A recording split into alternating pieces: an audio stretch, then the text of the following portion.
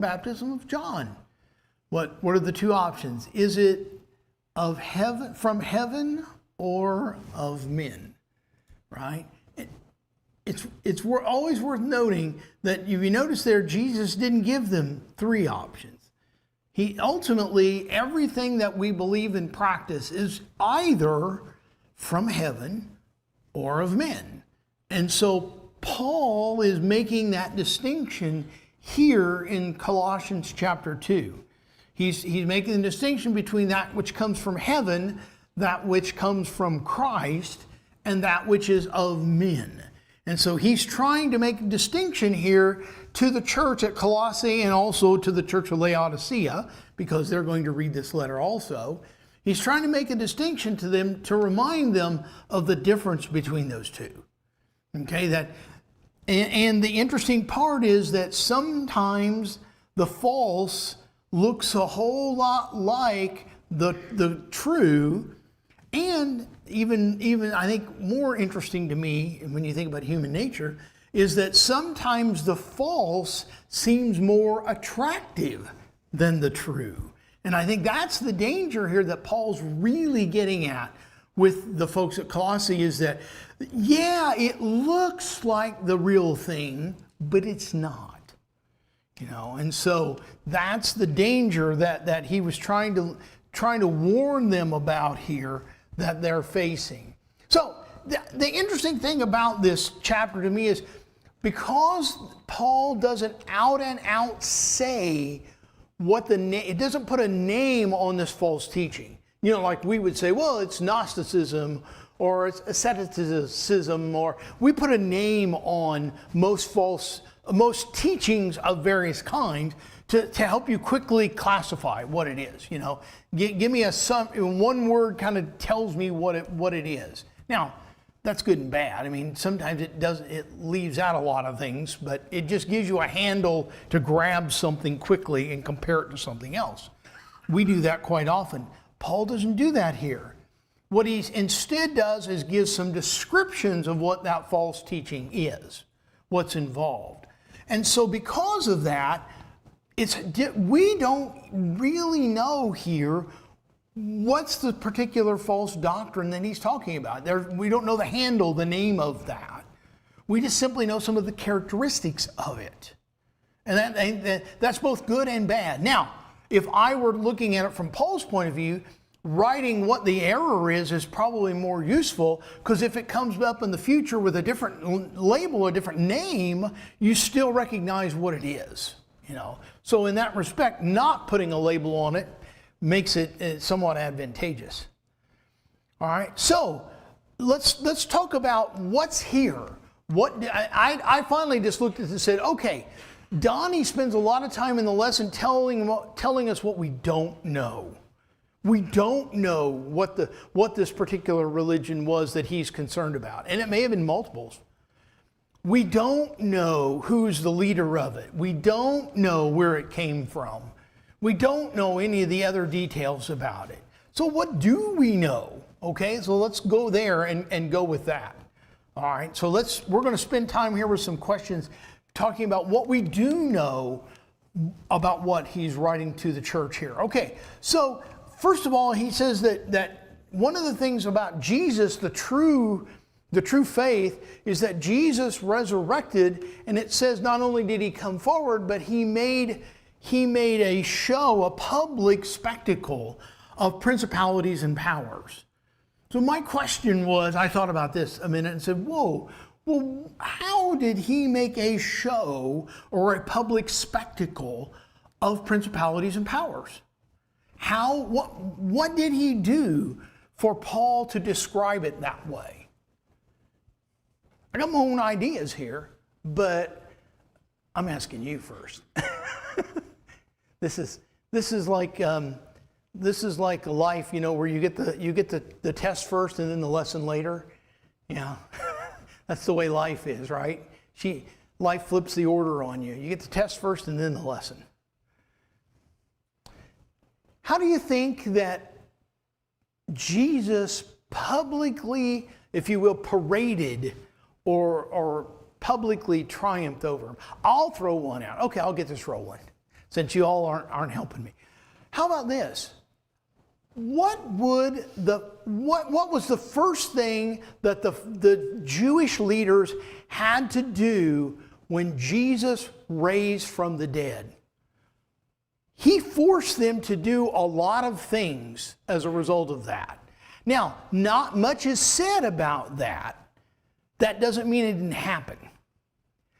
For example, first thing he had to do was they had to pay off the soldiers.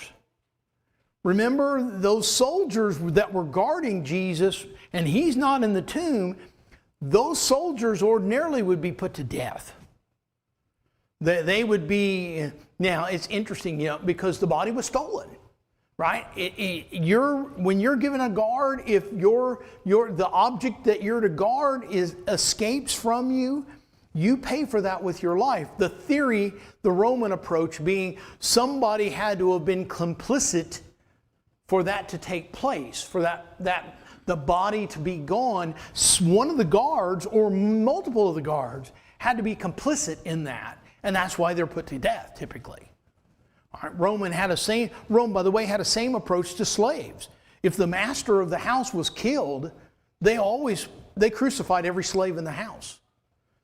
That was their approach, is that somebody had to have been complicit for this to happen. And therefore, we're just going to punish them all. So, thereby guaranteeing that nobody would act it, because it was such a penalty to everybody else.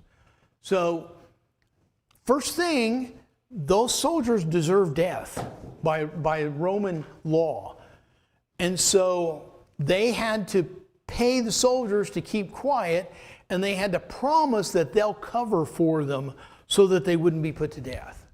When you say the public spectacle, what made me think of is that it says that he triumphed over them by the cross, is what my version says. So, they hung him on the cross. He said that he would raise in 3 days. They could not get that through their head. That how could someone build a temple in 3 days, so to speak, right? Mm-hmm.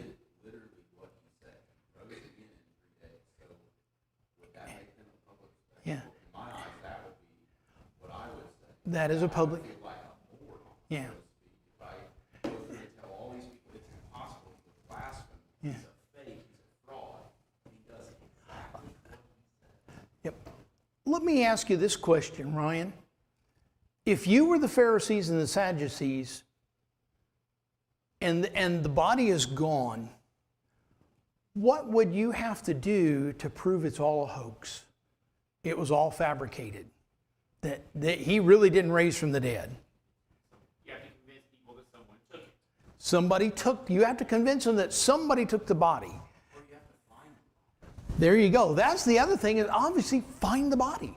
Once you find that body, you have proven that it was all a hoax, that he really was dead. He really didn't resurrect. The New Testament says zero about that. But in my heart of hearts, I guarantee you that they turned that city upside down trying to find that body. But of course it's not going to be found because he's not dead. He's alive. If this passage, if 15 is talking about the Jewish leaders, the Roman leaders, then he won by raising from the dead. Mm-hmm. If it's talking about demonic powers, those type of things, then he won by conquering death. Mm-hmm. Satan lost that day. When Jesus walked out of the grave, Satan lost. Yep. Because now we have hope. Now we have a way out. Yep. Because he lives, we don't have to be scared of death. So that's how he won it. Mm-hmm. Good.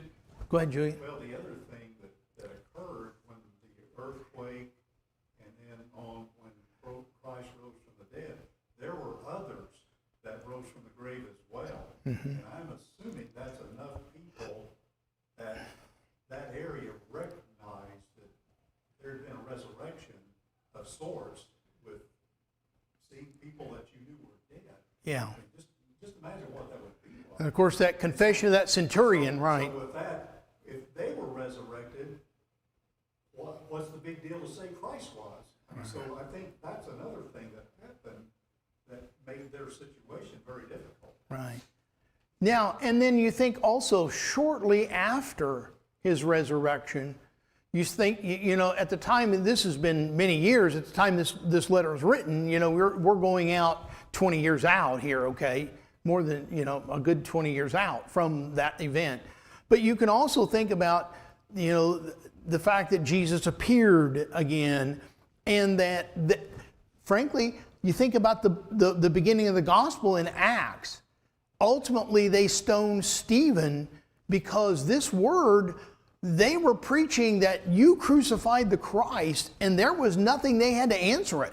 Their only answer was, you know, beat them and tell them to stop doing this. Stop teaching this, right? That was their response. They had no response to it. Well, there's another, the account mentions that he was seen at one time, over 500 100 people, right. So there's so much evidence there. Right. It's hard for religious leaders to overcome that. So if you think about Jesus triumphing, he not only triumphed over them and coming from the grave. They thought they had killed him. He comes forth from the grave again. And not only does he come forth from the grave, now there's a movement, a new religion that has begun that centers on his resurrection from the grave. Right? And it's converting people from Judaism over to the worship of Jesus as the Christ. Right? And they have no answer for it other than to beat people and they'll ultimately kill people. What happens? What do they think they're going to do when they kill them? When they stoned Stephen, did they think that that was going to be the end of it? Well, the thing that comes to mind is like the Colosseum.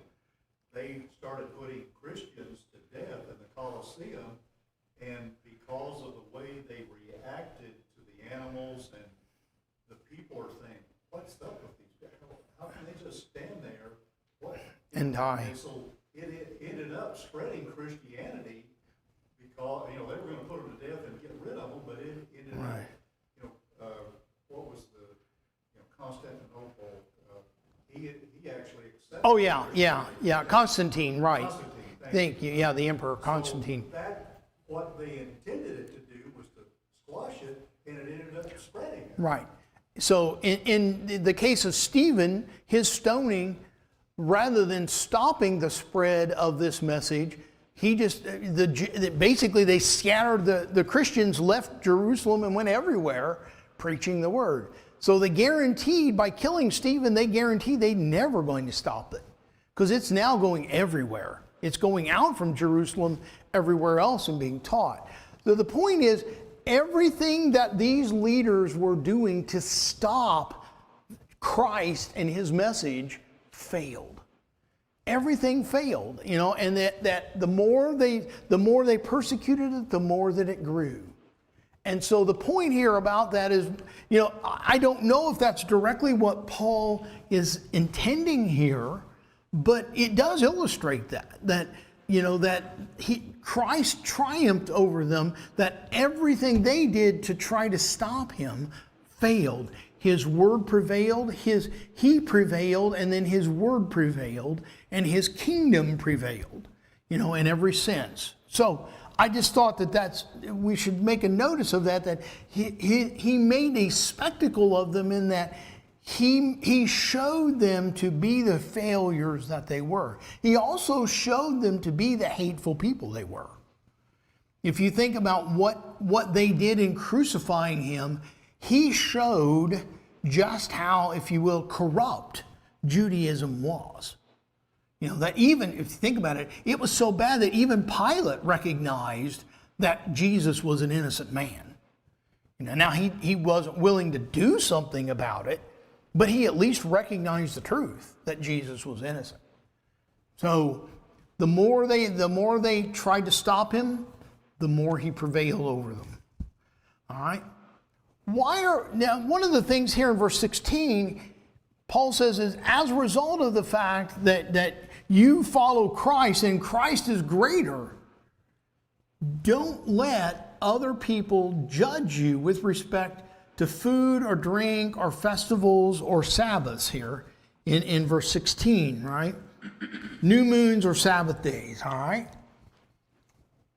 Why are we not to permit others to judge us in these matters? What's his reasoning here for it? In verse the don't let people judge you is in verse 16. But why are we not to let them judge us in those matters? Kyle. Well, I think you hit on it earlier when you mentioned conversion. These were converted either out of paganism or Judaism to Christianity, following Christ. Well, the issue now 30 years later is they're being drawn back by something that has roots in Judaism, right? Some weird form of it, you might say. And so Paul's like, look, you came out of that. Don't go back.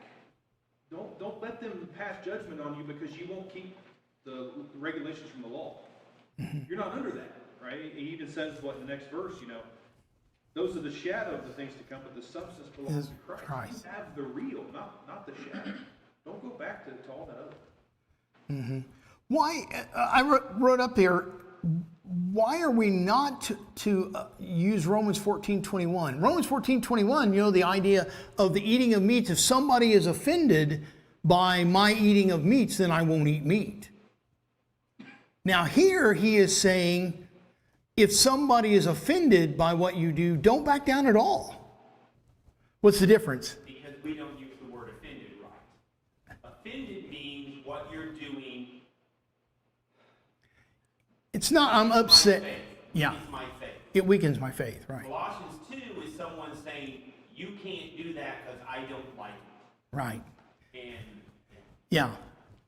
Well, in this case, in Romans, that's brother with brother. Mm-hmm. And so what you're trying to do there is not to put a stumbling block in that brother's path because of his youth in the scriptures and in being a Christian. But here, you're talking about humanism, so to speak, compared to Christ and spirituality. So our concern about what the world thinks of us is of non-effect. Let me see if I can give us maybe an example of this. If I had come out of a denomination, let me flip it over. If I were to go with somebody, I'm going to go with somebody. They invited me to go to a service with them, and I'm going to go. They got a meeting. It's a Tuesday night or something, and it truly bothers my conscience to sing with an instrument. Romans 14. If I confess to somebody, it bothers me to use an instrument. All right, think about it. One, I'm not telling you that you have to get rid of the instrument. I'm not telling you openly that you have. In Romans 14, if you're aware that something offends me and it doesn't hurt you, it doesn't violate your conscience to let go of it, you can let go of it for my benefit. But that's a personal decision that you make here, right? In Romans 14, you decide to forego something that you have the lawful right to do for the benefit of somebody else so that it doesn't weaken their faith. The difference here is these are people coming into your midst that are telling you what you must do. You see, there's the difference. If the difference is if I told you that it bothers me to sing with an instrument, and so if I go with you, I won't sing. I'm sorry, I'm not going to sing because it offends me to do that. With an instrument. There have been denominational groups in the past where they said, well, we've got some people with us that don't want to use an instrument, and they literally put the piano away and they sang a cappella. That has happened before. I've heard from a couple of Christians that said that really happened. So that's a Romans 14 kind of application. Somebody's in our midst that are offended by something, and we will forego it because we don't want to offend them. The instrument's a bad example, I know, because you've got scriptural ideas here on top of that. But I'm just making the point about some practice that I will forego it for your benefit because it weakens you or offends, it hurts your faith. I mean, you can't in good conscience do what I'm doing. And so I'll forego what I'm doing for your benefit. That's totally different than you coming into my midst telling me what I must do. All right, not a choice. That's what's happening here in Colossae. You've got false teachers are telling you you need to let go of these things. You know, as a matter of faith. If you don't do that, you're wrong. You're going to lose your soul over that. You know, that kind of preaching. That's the difference between a Romans 14 application and what's going on here in Colossians 2. At least that's the way I would attempt to describe it, right? So you've got people forcing the issue, if you want to say it that way.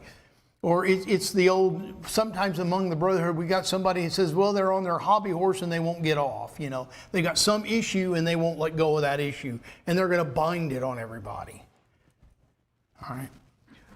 Why does it, I've got here, why does it appear that some of this false teaching has Jewish origins and what elements seem to be pagan, not Jewish, in their origins here? When we look at the things that are going on, which among these things that Paul is describing seem to have an origin in Judaism, some form of Judaism that has been perverted or changed?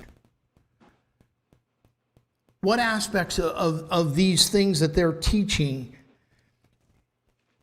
If you look there in verse 16, I think, verse 16 and 18, that's where most of these false teachings are being described, that people are doing here. But it appears that because he brings up circumcision and talks about spiritual Circumcision, okay.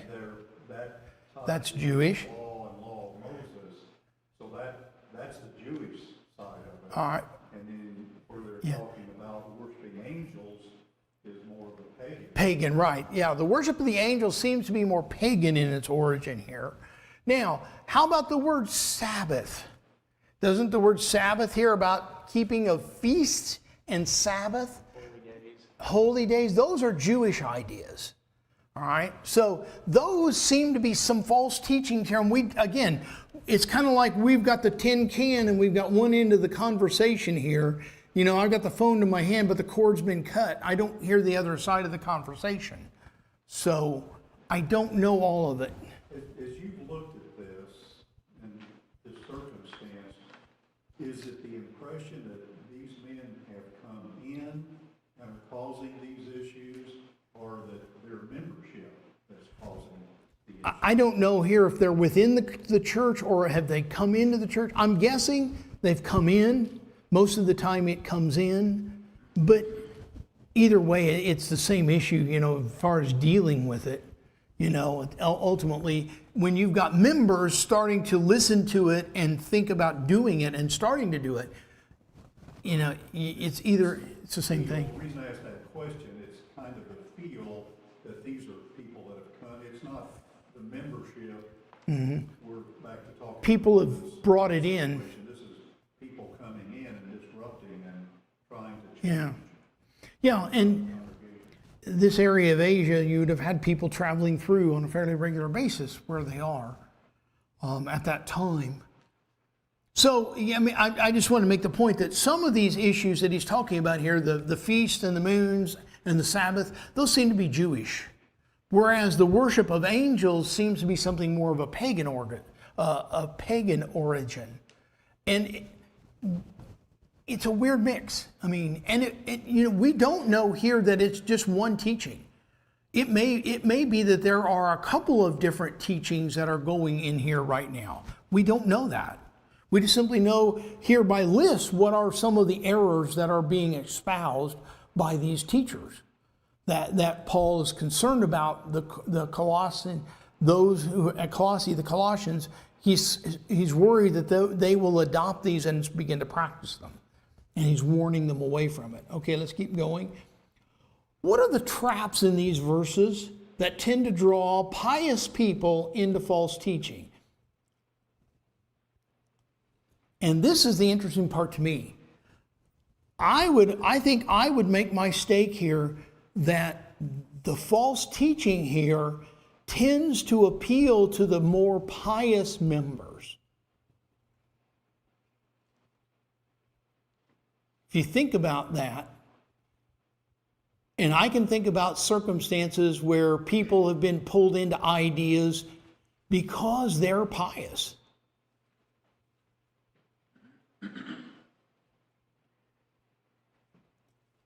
I'll use the term, how about this? Oh, we use the term, Rita and I, once in a while, more spiritual. The more spiritual stuff. People get pulled into ideas that seem good because it's more spiritual. And that's the kind of thing that impresses me of what's going on here. I think the root of it is, if you look at this, like, these were Christians who came out of these religions already. Okay, so they were pagans to begin with. They were Jewish Christians, or they're now Christians, but they were Jews. You know, they're all together, more or less. The whole point of it is that Jesus is enough. You don't need more, right? You don't need to do these legalistic type things, all these kosher diets and all these different festival feasts and all these other things. What he did was enough for us to be saved, for us to be forgiven. And it's kind of interesting in verse 20, he asked them, since you died with Christ to the basic principles of this world, why do you still belong to it? Why do you submit to its rules? You know, like, why are you going back to those things that you came out of? You know, same idea in Galatians, where it's very similar context to that. Why are you coming? Don't go back to that. You know, you're already out now. You left the law full of regulations to come to Christ. Right. So why are you going back to that? You get into chapter 3 and he starts talking about this is how we improve these things, right? This is how we stay steady in the faith, so to speak. You know, these rules for holy living. But can you understand how this idea of adding these additional things would appeal to people who want to be more religious, if you think of it that way? This was how Phariseeism started. It began by binding things on them that weren't originally meant for Israelites, they were meant for the priests. But it was seen as I can be a better, Israel. I can be more religious. I can be more lawful by holding on to this. There's a word there. It's in 18 and 23, whatever. Mine says asceticism. I don't like that one. Yeah, asceticism. It's that I'm going to be more humble. It's like I'm demonstrating just how much more humble I am than you are, more pious than you are. Right. That's attractive to someone who genuinely wants to be. And it would be especially attractive to somebody who's grown up in Judaism, where that behavior was the norm around them, right? When the scribes and the Pharisees were the more holy group because of what they because their dress, and they had the phylacteries and all those things. Go ahead, Derek. And that's the whole idea that Christ combated at the Sermon at the Mount, with over and over, you have heard, but I say to you. That, he was combating that whole idea of that these rites and traditions and everything had grown to where the law was so restrictive. And it starts out with good intentions. If you think about it, that's what's so dangerous here, you see. It starts with good intentions. But you look at where the Phariseeism went finally, and you see how corrupting it became, right? It was corrupt in Jesus' day. It started with good intentions. And that's the danger here, right? That it seems like it's good, but Paul's warning them, stay away from this because it's going to lead you astray from Christ. Go ahead, Megan. It's just like anything else. I mean, typically, I'm sorry. Go ahead. Were you pointing at somebody else? No, you go ahead. I mean, typically, anytime we think more, we as Americans, we as Christians, we are told that more of everything in general is better. And so we get one thing and then it's more, and then it's more, and then it's more, and it's hard to stop. And I mean, I think that is true with the religious stuff. It's just exactly what we're talking about. I think it's like that in every aspect of our life. Yeah, more has to be better. Not learning to balance what it really is. Or prioritize. Yeah. Go ahead. Talking to one of my close friends today, and her husband grew up Amish, and she grew up it's called the Holiness Church. I don't know if anyone has ever heard of that, but they cannot let skin show, basically. I mean, not even a slit in their shoe, like the side of their shoe. And we were talking about that and how, like, they had all of these rituals and rules that they had to follow, and then if she wore a shirt, like a high neck shirt, but then the the shirt she had over the high neck shirt, if it had one button unbuttoned, like that was even breaking a rule. And it was just rules on top of rules on top of rules, and how religious that seemed to them at the time. But in reality, that was not religion, that was people in authority asserting power onto them, where the Bible and Jesus has never put boundaries on people like that. And a lot of these, I want to be more religious than you, spirals into... It goes to excesses, you know. And controlling people. And that's just... Yeah, and a good point, because it's exactly what scribes and Pharisees were doing. Weren't they controlling the Israelites? And that was part of why the Jews had such a problem with Jesus coming and turning everything up on his head. It's because they had power then too. And he was threatening their power. That's right. Good point. Good point. All right, but do you see that there's a trap there for the religious? That well, let's do more. Let's do this. Let's add this.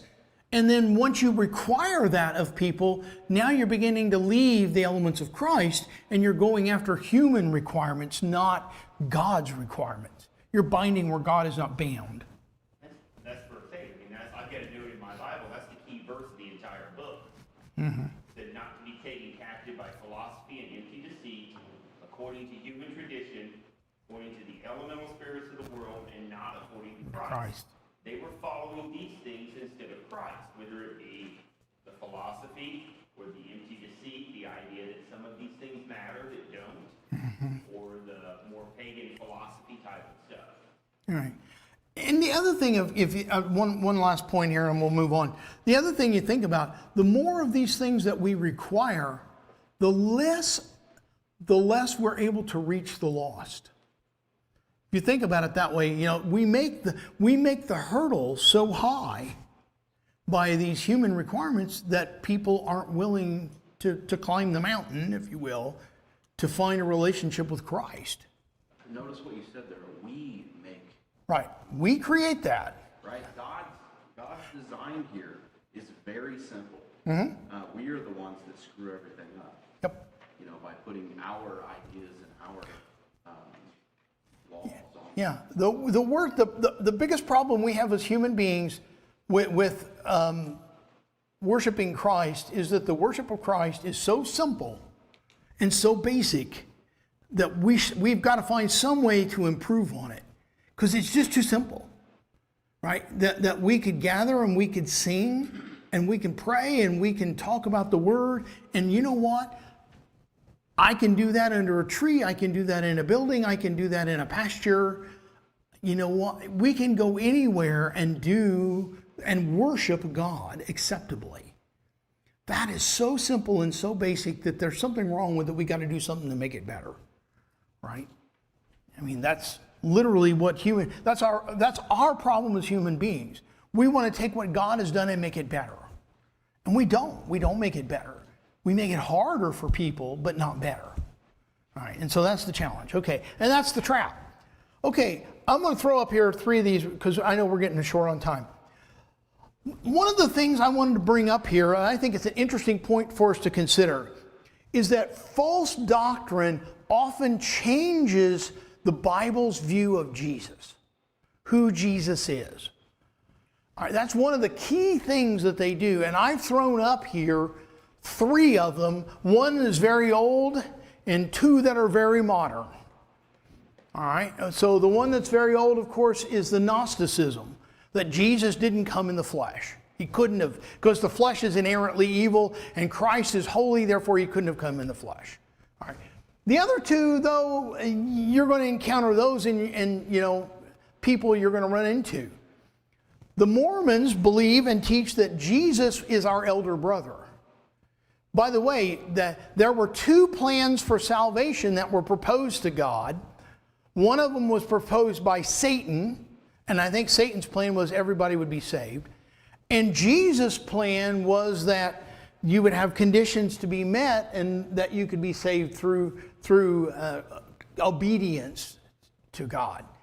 And so God chose Jesus' plan, and Satan was rejected, and Satan then went off and became the adversary. So, see, Jesus is our elder brother. That's the view in Mormonism of Jesus. Okay, so notice I didn't say that he's God. I didn't say that because he's our elder brother. He's not God. All right. Jehovah's Witnesses. If you read the Watchtower's book, or if you read their version of Scripture, they have their own version, or their own translation, New World Translation. And you can, by the way, you can go to jw.org and read it online. It's online. John 1:1 reads, "In the beginning was the Word, and the Word was with God, and the Word was a God." Not God. The Word was God. The Word was a God. They add an article there, the word a, so they can change the meaning. All right, so why do they change the meaning? Because Jesus isn't God. Jesus was a powerful angel that God, if you will, ordained to carry out, to come to earth and to carry out the plan. All right. And in fact, they also teach that the church didn't come until about 1914, all right, and around World War I. But they clearly do not teach that Jesus is deity. He's not. He was an angel. He is not God. All right, they use the article a God to describe him. So those are two modern day organizations that don't teach that Jesus is God. He is deity. All right. So I just want to make that point. So who is Jesus then? All right, we have people that are claiming, notice here in this chapter in Colossians 2, they're talking about worshiping angels. All right, the worship of angels. Let me skip this slide real quickly. I'm going to go to this, I'm going to work backward here. Just in the Jesus accepted worship. I want to make that point. I've got numerous examples here of where Jesus was worshiped by somebody. I want you to think about this. If Jesus was not deity, and if he accepted worship, he took what belongs to God. And therefore, you can't say he was without sin, because he sinned if he accepted worship and he wasn't deity. And look here, I've got a bunch of examples of where somebody worshiped him and he did not rebuke them for it. In contrast to that, I have an example here of where the apostles, somebody tried to worship Peter, Cornelius did, and Peter stopped him and said, "Don't, stand up, I myself am also a man." He refused to accept Cornelius's worship when he tried to worship him. Another point here is that in the book of Revelation, in two different spots, John, upon seeing a vision, he attempts to worship the angel who's with him when the visions are seen. And in both cases, both of those, Revelation 19:10 and 22:8, when John attempts to worship the angel stops him and says, "Don't worship me, worship God." It happens twice in the book of Revelation. That John does it two times. And then actually here in verse 18, in this very chapter we're in, Paul is warning them not to worship angels. In addition to the two examples in Revelation where John was rebuked or rebuffed for trying to worship the angel. So angels will not accept worship. The apostles would not accept worship. But Jesus would accept worship. That makes the point to me in a backward way that Jesus is God. And then if I go back to the previous slide, here we're almost out of time. Who is Jesus? He's God's Son. He was with God. All things were created. The creation went through him. He became flesh. He's the one who baptized with the Holy Spirit. He was resurrected. I just made a list here that he's our chief shepherd and our high priest. I just wanted to make the point here when you're looking at this chapter, Colossians 2, to emphasize the point Paul was making is that Jesus is God, and you're trying to worship angels and worship all and follow after all these touch not, taste not, handle not. So you're comparing two things that are in worlds apart. They're not even related to each other. All right. So Jesus is all of these. You're worshiping something else. So Paul is making that in a roundabout way in here in Colossians 2, that, Jesus is so much better than anything you're doing. All right, we're out of time. And so thank you for your comments. We'll do lesson 9 next week.